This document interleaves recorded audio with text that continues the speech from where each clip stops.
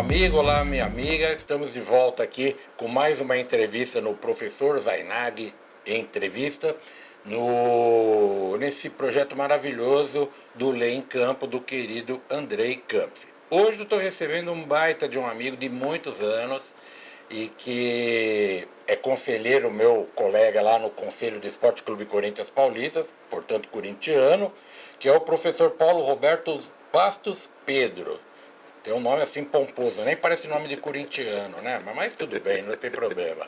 Além dele ser conselheiro, ele é professor, e é assim que nós nos conhecemos, no magistério, Verdade. nem sabíamos que tínhamos mais esse elo do Corinthians a nos Verdade. unir. Ele é mestre pela FMU, no mestrado em Sociedade da Informação e doutorando lá na Universidade Católica de São Paulo em Direito Desportivo, orientado pelo Paulo Feus. Exatamente. Meu querido amigo também, confrade da Academia Nacional de Direito Desportivo, professor Paulo Feus, que está sempre em projetos, estamos sempre juntos. Então, aqui o Direito Desportivo é uma grande família, nós somos todos amigos, e isso é que é legal para fazer esse ramo do direito, né, esse microsistema aí, crescer mais, que já vem crescendo.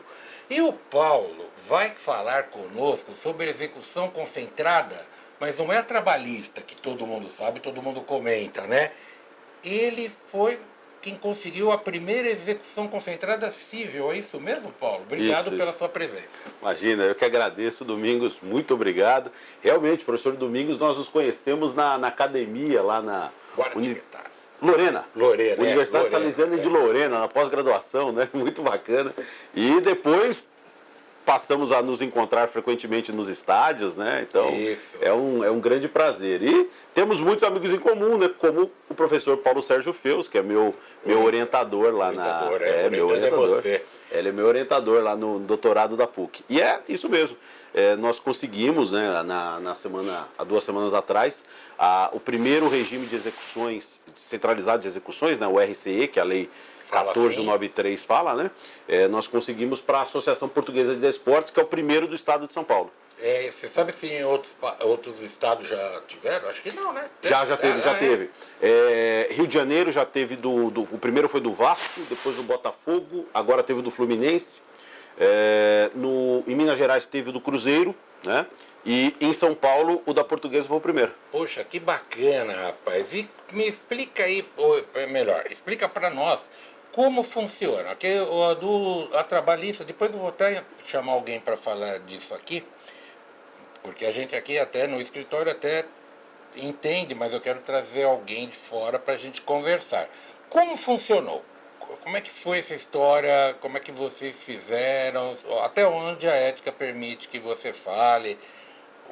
Termos de valores, prazo, como é que é feito? Tá. Na verdade, o projeto da Portuguesa, ele começou há 1 ano atrás, né?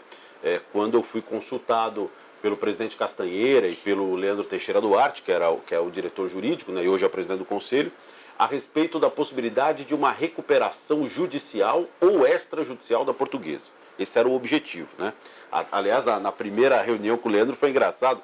O Leandro mandou o link para mim e tal. Aí quando começa a reunião, eu olho o Leandro Teixeira Duarte. Que é o nome do estádio. Aí eu falei, olha, aí ele falou, meu avô. Você vê coisa. É o neto do Oswaldo Teixeira Duarte. Oswaldo Teixeira Duarte era da época de Vicente Mateus, no Corinthians, Ripoli no 15 de Piracicaba. Eram presidentes folclóricos, sim, mas que tinham uma coisa em comum, os três. Eles davam a vida pelos seus clubes. Exatamente. O Ripoli fez o 15 de Piracicaba chegar ao vice-campeonato paulista. Hoje eu vou falar, mas vice-campeonato paulista não, para a época, 1976, era um grande feito. Para vocês terem ideia, vocês são mais jovens, a Libertadores, os clubes utilizavam a Libertadores para preparar os times para jogar os campeonatos estaduais. É isso mesmo. Ninguém dava bola, hoje inverteu para Libertadores. O negócio era ganhar o campeonato aqui em São Paulo Paulista. E o Ripoli fez o 15 ser conhecido no Brasil todo, que era um baita de um time. Sim. Ele falava, tem uma brincadeira, que falava, não sei se ele era a brincadeira da imprensa, que falava, meus negócios aqui é tudo em cana-dólar, que é uma religião Canavieira. Mas aí, então, o neto do Oswaldo Teixeira Duarte te procurou. Exatamente, para que nós começássemos aí o trabalho de busca, né, de argumentos jurídicos para uma recuperação judicial ou extrajudicial da Associação Portuguesa de Desportos. Então, esse começou o nosso trabalho, que é a expertise, uma das expertises lá do escritório. Então, começamos a trabalhar e tudo mais, e quando em agosto entrou em vigor a lei que fala da SAF, né, a legislação da Sociedade Anônima do Futebol, que traz a possibilidade desse regime centralizado de execuções. Nos reunimos uma vez mais e decidimos corrigir a rota. Bom, eu vou, teoricamente, né, na recuperação judicial ou extrajudicial, seria uma tese a ser defendida no tribunal. É clube, né? É associação, né? Associação. A legislação falimentar, no artigo 1º, ela é bem clara ao falar que a recuperação e a falência se aplica a empresário e sociedade empresária. Associação não ia dar. Então, era uma tese, né? Então, estávamos trabalhando nisso. Como veio a lei da SAF, então nós decidimos nos utilizarmos desse instrumento, né, que é o regime centralizado de execuções, que compreende na centralização de todas as execuções no juízo mais antigo, e aí tem uma inovação que depois nós vamos comentar aí, né, no juízo aqui em São Paulo, no juízo mais antigo, e o clube, ele centraliza todas as execuções e deposita ali o seu faturamento, até 20% do seu faturamento, que é utilizado para pagamento dos seus credores. Então, é basicamente isso a RCE. A parte trabalhista foi seu escritório que fez ou não? Não, a parte trabalhista, aliás, a portuguesa, ela vem, o presidente Castanheira, o Leandro, Dr. Leandro Teixeira Duarte, eles vêm fazendo um trabalho muito bacana, Dr. Domingos, e muito bonito. Eles conseguiram a centralização das execuções trabalhistas através do ato trabalhista antes mesmo da legislação. Sim, verdade. Foi em janeiro ou fevereiro do ano passado. Então, há mais de um ano, aliás, foi um dos argumentos que nós nos utilizamos na RCE, era de que a portuguesa já tinha o regime trabalhista, levamos até dados ali do quanto que eles já tinham pago antes até da legislação, né? Muito bem. E você, porque veja, a portuguesa, todo mundo diz assim, não, coitada da portuguesa, ela tem de voltar, porque a portuguesa, segundo o clube de cada um, ninguém tem raiva da portuguesa, eu tenho.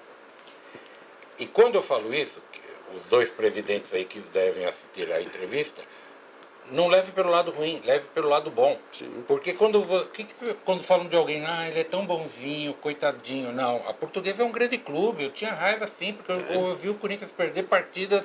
Aí, naquele meu livro sobre o Corinthians, o Vai Corinthians, eu conto lá uma partida de 5-1 que eu saí revoltado, eu não gostava da Portuguesa. Quer dizer, eu não gostava até depois mais adulto, que quando eu tinha 10 anos, eu quase mudei para torcer para a Portuguesa, que eu estudava numa escola em frente à Concentração. Tá. E tinha jogo de botão, e o jogo de botão tinha as fotos dos jogadores. Imagina para um menino que gosta de futebol, você vê o jogador na tua frente e à tarde vê o jogo. Aí eu fui conversar com meu pai, né? Aí fiquei de castigo e não deixou tocar de time, né? Não. Mas era essa coisa de criança. Não, né? Tem um dado aqui, Domingos, que pouca gente se recorda. O último Corinthians e Portuguesa na primeira divisão do Campeonato Brasileiro foi 4-0 para a Portuguesa. Aí é que está. Então eu falo nesse sentido que às vezes a pessoa pode se ofender. A raiva é a raiva de torcedor. Sim. Não é ódio. Raiva é uma coisa, ódio é outra. A raiva é que eu não quero que o Corinthians nunca perca para o Palmeiras, nunca perca para o São Paulo, nunca perca para o Santos e nunca perca para a Portuguesa. Por quê? Eu sempre digo, São Paulo tem 5 clubes grandes. Sim. Se a história de 4 está errada, a Portuguesa é um clube grande. Sim. Ela pode estar num momento ruim. Sim. O Santos ficou também uma época, o Corinthians ficou sem ganhar títulos 23 anos e ninguém disse que ele era um clube pequeno. Pelo contrário, é o maior de todos, né? Pelo menos para nós, com certeza, né? E o Santos também, que teve Pelé, ficou durante quase coisa de 15 anos que não ganhava nada, eram times fracos e ninguém colocou o Santos no rol de clubes pequenos. E a Portuguesa não é um clube pequeno. Não é. Eu vou te confidenciar aqui, eu sou um amante do futebol, né? Em 96, a Portuguesa chegou à final do Campeonato Brasileiro contra o Grêmio, tá? E o primeiro jogo foi no Morumbi. Eu fui assistir. Eu era moleque, tinha 15 anos de idade, em 96, que 16 já todo mundo foi com eu fui assistir. As bandeiras de vários clubes. Eu fui assistir. Que era um timaço. Aliás, foi um pecado a Portuguesa não ter ganho aquele campeonato brasileiro. Perdeu o campeonato lá no Rio Grande do Sul no finzinho. O gol do Ayrton, né? Eu não lembro quem fez o gol, mas eu lembro que foi no finzinho. Então, a Portuguesa é um clube grande. Ela tem de voltar a ser o que era pelo bem do futebol paulista, né? Aliás, futebol brasileiro, porque é um clube de colônia. Colônia portuguesa é grande, é forte, é rica. Sim. E o clube, talvez ela devesse se abrir mais, como o Palmeiras. O Palmeiras acabou tendo uma grande sorte na vida, que foi a Segunda Guerra Mundial. Porque proibiu-se qualquer menção à Itália, à Alemanha aqui no Brasil. E o Palmeiras se chamava Palestra Itália. Se ele continuasse com esse nome, talvez não fosse o clube que é hoje. Sim. A Portuguesa talvez pudesse mudar alguma coisa por aí, mas é um clube grande, um estádio maravilhoso. Clube grande. Não. Um estádio maravilhoso. Maravilhoso. Até o Rivelino fez gol naquele estádio com a camisa da Portuguesa. Sim, disso, sim, né? sim. Quando na inauguração. Mas que legal falar disso, principalmente para quem não conhece a história do futebol paulista. A Portuguesa sempre foi um clube que estava ali disputando com os grandes aqui, os outros grandes. Por exemplo, a Portuguesa teve o príncipe do futebol, o Ivair. Não o Evair. Quando eu tinha um programa na TV Justiça, eu entrevistei o Ivair. Bom, mas e você acha, agora não falando da Portuguesa, claro, que os clubes que estão endividados com essas duas situações que agora a lei permite, antes, nesse caso, era discutível, sim, o ato trabalhista, os tribunais já vinham desde 2003, 2004, que começou lá no Recife, implementando lá. Você acha que isso vai ser a salvação das dívidas? Olha, eu penso que pode ser a salvação. Depende de vários aspectos. Depende de uma administração responsável, né? Depende de uma diretoria que queira efetivamente não apenas fazer times, mas ter um pouco mais de responsabilidade na gestão do clube. Então, eu entendo que o regime centralizado de execuções, assim como a SA do futebol, que é uma outra questão, são ferramentas que poderão sim ser utilizados. Agora, não é a tábua de salvação como tem se aventado. Parece que o clube, numa ação mágica, ele vai lá com uma varinha, resolve isso. Não, não é. Depende de um conjunto de fatores que vai muito além de um regime de concessão e de transformação em uma sociedade anônima. Porque a sociedade, ela cobra o seguinte: por que os clubes têm tantas vantagens? Porque vem há anos, sim, que eu digo, desde criança. Eu era criança, meu pai escutando programas de esporte nas emissoras de rádio, né? Tinha uma famosa, que era a Rádio Gazeta, tinha os maiores homens do jornalismo desportivo aqui de São Paulo, e já se falava, Flamengo e Corinthians são os grandes devedores da Previdência. Sim. Tá? E ainda continua entre os maiores, acho que todos os grandes clubes têm. Porque vem lei, ajuda, tira os clubes do buraco e eles voltam e será sempre nessa roda, nesse círculo vicioso. Pois é. Temos que mudar esse círculo vicioso. Acho que o primeiro passo é isso, né? Mudar essa gestão, digamos assim, apenas no aspecto de resultados, né? Acho que o clube ele tem que ser algo sadio para a sociedade como um todo, né? E não apenas para a torcida dele, né? Uma questão que muito tem se falado aí ultimamente é sobre o clube se transformar em SA. Eu ia perguntar isso. Eu acho que pode ser uma boa ferramenta ou não. E também não precisa ser, eu tenho que explicar que o clube não precisa todo ele virar uma sociedade anônima. Exatamente. O clube ele pode, apenas o departamento de futebol se transformar em sociedade anônima, mas isso não significa, professor Domingos, o senhor sabe muito bem, isso não significa sinônimo de competitividade nem de sucesso. Então, claro, citamos os exemplos da Espanha e de Portugal. Aquilo que nós estamos discutindo hoje, na Espanha e em Portugal, foi discutido nos anos 90, quando eles implementaram a SAD, né? Sociedade Anônima Desportiva, que é o nome lá. Então, para os nossos telespectadores terem uma ideia, na Espanha, a legislação ela criou um pedágio que ela permitia que os clubes, ela obrigou os clubes a se transformarem em sociedades anônimas desportivas, exceto se eles tivessem balanços positivos ou nunca tivessem sido rebaixados. Apenas 4 clubes na Espanha conseguiram. O Real Madrid, o Barcelona, o Atlético de Bilbao e o Osasuna. O Real, o Barcelona e o Atlético porque nunca foram rebaixados. E o Osasuna porque tinha balanço positivo.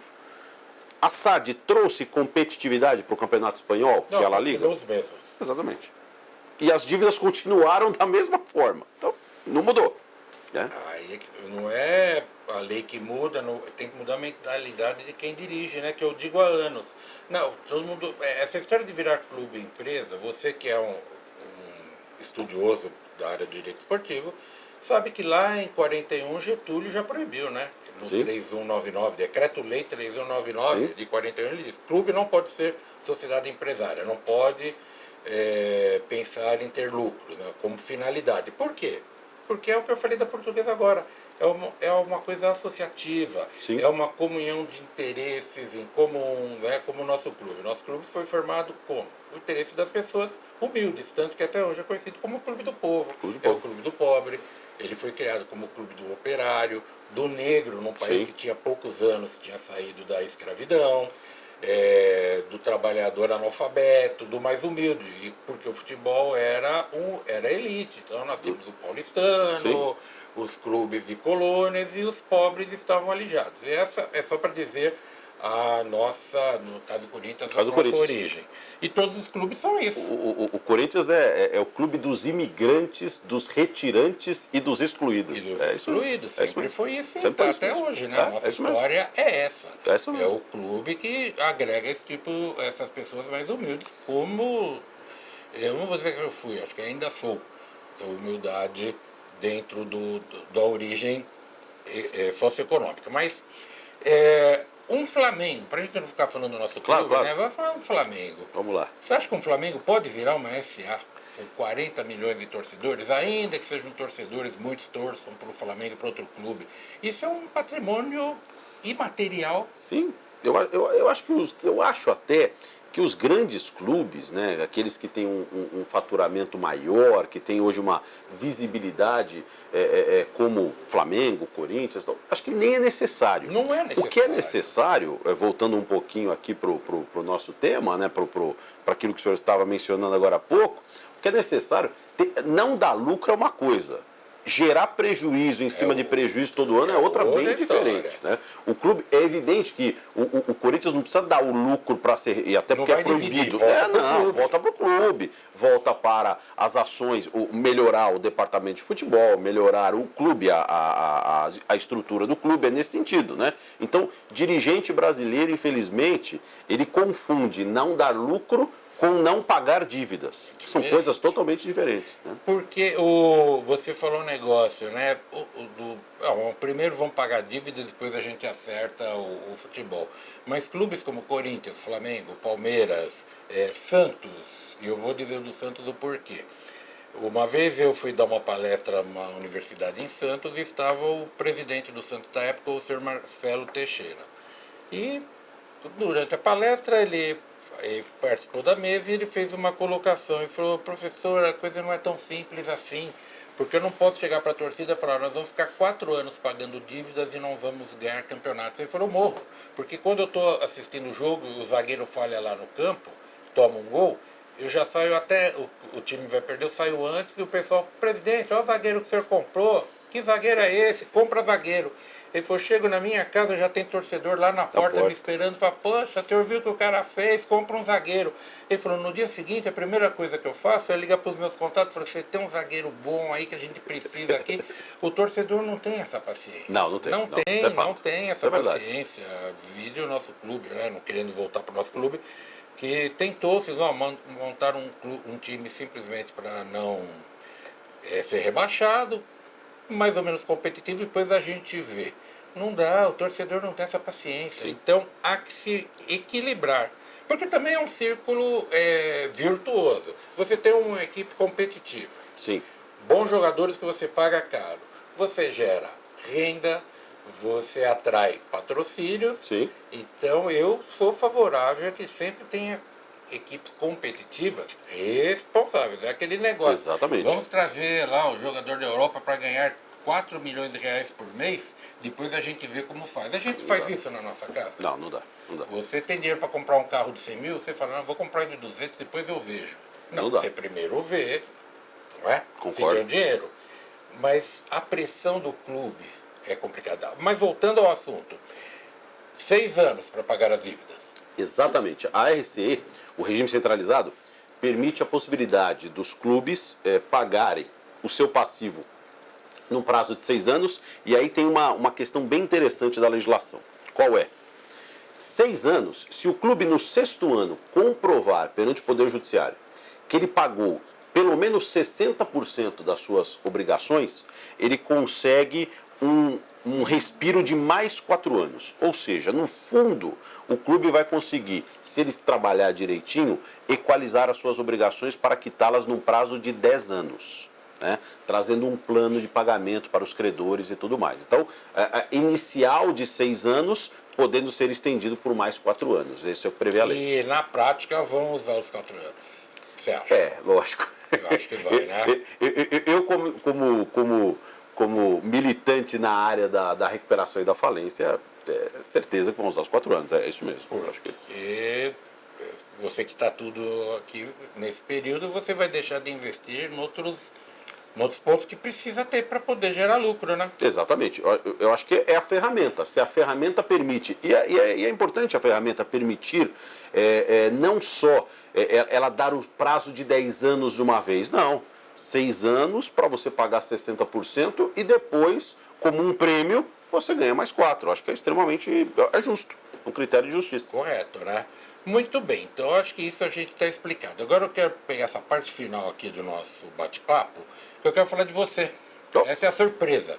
Me conta, porque eu tenho uma preocupação aqui, que nós temos muitos jovens que acompanham essas entrevistas. Isso é muito bom, né? Então, apesar de você também ser um jovem, mas tem gente mais jovem que você ainda aí. Certeza. E do que eu também. Os cabelos brancos aqui denunciam. Não, você é jovem. Me diga uma coisa, como é que você foi parar no... Quando você se formou em Direito? Eu me formei no ano de 2003. Tá, você tem 19, quase 20 anos quase de 20 formado. anos, Já uma época. Porque a partir de 10 que a gente começa a se sentir na advocacia mais estável. Você nunca quis prestar concurso para juiz, nada disso? Não, nunca quis. Meu pai insistia, meu pai falou, por que você não faz um concurso e tal? E eu fui picado pela advocacia. A advocacia me seduziu. Hoje, né, que nós estamos gravando esse programa, eu peguei um táxi, não foi nem Uber, um táxi. E eu comecei a conversar com o taxista, que é uma coisa que eu adoro, né, conversar com as pessoas, por isso que eu tenho esse programa aqui do YouTube. Lá pelas tantas, eu falando do que eu fazia, tal, o pai falou, nossa, e o senhor então logo vai ser juiz. Eu falei, cara, eu já tenho 40 anos de formado, ele falou, falta muito para ser juiz. Isso me perguntavam lá atrás, quando eu estava no mestrado. Eu falei, gente, eu falei, não, mas não é assim. Não, porque o senhor está falando aí que dá aula e tal, olha, vai ser juiz. Que visão errada que as pessoas têm, né? Vai chegar a dizer para mim uma época, você estuda tanto e não vai ser juiz, que perda de tempo. Pois é. Não, eu concordo. Eu acho que tem essa ideia. E são opções de vida, né? Seu pai é advogado? Não. Mas ele queria ter o filho juiz, Ele queria, ele achava que a estabilidade, né? Olha, é bacana porque você tem uma estabilidade e tudo mais. Aí eu não atendi o pedido dele. Porque a advocacia tem que ter a vocação para cada uma delas. Exatamente. Porque muitas vezes você tem um dom, e me explico.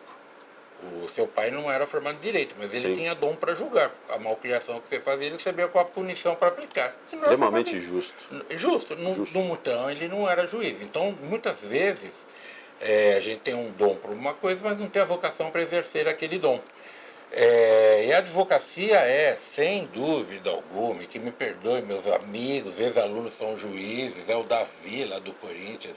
O Davi foi meu aluno de graduação, é juiz. Davi Rios, né? Mas Davi Rios, foi do meu grupo político. Então vocês veem, eu digo sempre o seguinte, das profissões do direito, a advocacia é a mais legal. porque é que te dá liberdade. É só pegar, e o pessoal não gosta que eu falei isso, mas eu vou dizer, sim, pega filme, assiste filme de júri, quem que é o mocinho? Quem que é o protagonista? É sempre o defensor. Geralmente é o advogado. Geralmente é o advogado, porque é aquele que defende, é aqui que a gente recebe por primeiro as angústias do cidadão, né? A gente tem que ter uma baita paciência, tem que enxergar no cliente além do aspecto jurídico, aspecto humano. Mas aí você se formou advogado, foi advogar, e como é que você enveredou para professor? Pois é, ainda na faculdade eu comecei a achar aquela arte de ensinar bem interessante. Eu fui para o escritório de advocacia, eu comecei na advocacia com meu tio, que foi nosso conselheiro lá também no clube, que infelizmente nos deixou há pouco tempo, né, com o Nicolinha. Ele era meu tio de consideração, né? Na verdade, o meu primeiro trabalho mesmo foi como office boy do Reinaldo, que é nosso conselheiro também lá, o Reinaldo Bastos Pedro, que é meu primo, né? O sobrenome é igual, parece até que é meu irmão, porque o sobrenome é igual. Eu fui office boy do Reinaldo no escritório de advocacia, então eu trabalhava diretamente com o meu primo. Você começou a gostar do negócio. Tem uma diferença de idade muito grande, né? Porque como eu sou do segundo casamento do meu pai, então o Reinaldo já era advogado e eu tinha 15 anos de idade, né? E eu comecei como office boy do escritório dele, tá? Isso em 1995, tá? Lá no Largo 7 de Setembro, tá? Que até hoje, doutor Domingos, é um local importante para mim. O meu escritório é na Rua da Glória. Todas as vezes que acontece alguma coisa boa ou alguma coisa ruim, eu vou engraxar o sapato ali na esquina da Rua da Glória, com a Avenida Liberdade. Porque ali eu vejo o prédio que eu comecei a trabalhar como office boy. E aí você se energiza ou fica humilde. Isso aí. Quando a notícia é boa, quando é um trabalho bacana que deu certo no escritório, eu vou lá para lembrar de onde eu vim. E quando é ruim, também é para lembrar de onde eu vim e que problema eu tinha quando eu estava ali sendo office boy e que hoje eu não tenho problema. Então é para me colocar no eixo. Você está dando uma baita de uma lição aqui para os jovens. E como foi parar no direito desportivo? Então, bom, aí comecei a lecionar, né? Gostei do negócio, comecei a me inteirar, fui fazer pós-graduação, mestrado e comecei a lecionar por conta dessa minha paixão. Matéria que você leciona? O direito empresarial. Direito empresarial. E aí, bom, tô lá lecionando direito empresarial, um negócio bacana, só que o senhor sabe como é, né? Não dá para ficar no mais do mesmo. É bacana você se aprofundar, né? Mas tem que dar uma variada. E foi quando a nossa paixão em comum, né, que é a paixão corintiana, fez com que eu enveredasse, começasse a prestar mais atenção na organização esportiva, na organização do evento, e eu, meio que de forma espontânea, eu comecei a me enveredar e estudar o direito desportivo.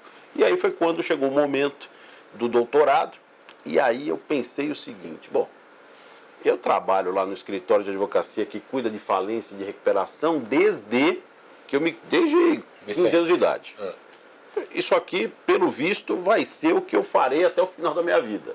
Então, eu vou me enveredar para uma outra área, que é a área do direito esportivo, até para estudar, para oxigenar.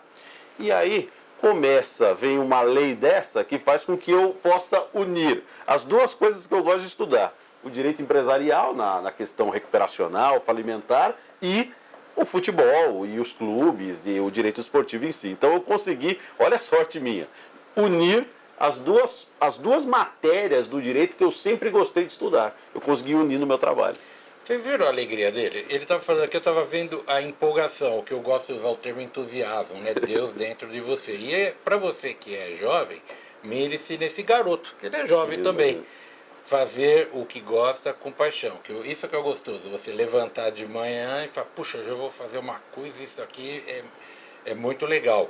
E como eu digo sempre, não tem como trabalhar com direito desportivo se não gostar de esporte, né? Não tem. Não tem jeito. Não tem. Impressionante. Eu me lembro aqui, eu vou te confidenciar, um dia o presidente Castanheira me ligou, o presidente da Portuguesa, o dia que ele me mandou a procuração e tudo mais, aí conversando sobre os trâmites que nós iríamos elaborar e tudo mais, e aí eu falei para ele, presidente, o senhor saiba que ler a procuração ver a assinatura do senhor me nomeando como advogado da Portuguesa, me dando poderes para falar em nome da Portuguesa, para mim é motivo de orgulho. Isso, e responsabilidade. Exatamente. Então, eu acho que ele usou o termo orgulho equivocado, que ele queria dizer o seguinte: isso é motivo de emoção.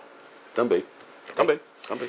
Valeu, meu amigo. Obrigado por você despender seu tempo aqui, tão cheio de coisas para fazer, mas veio explicar para mim, para os nossos internautas, o teu trabalho. Esse teu depoimento final, muita gente vai ficar pensando, e eu só tenho a te agradecer, tá bom? Doutor Domingos, o prazer foi todo meu. O senhor é um grande amigo. Saiba que tem aqui um fã. Ah, que bom. É um prazer estar aqui contigo. Valeu, pessoal. Até o próximo vídeo, tá bom? Espero você.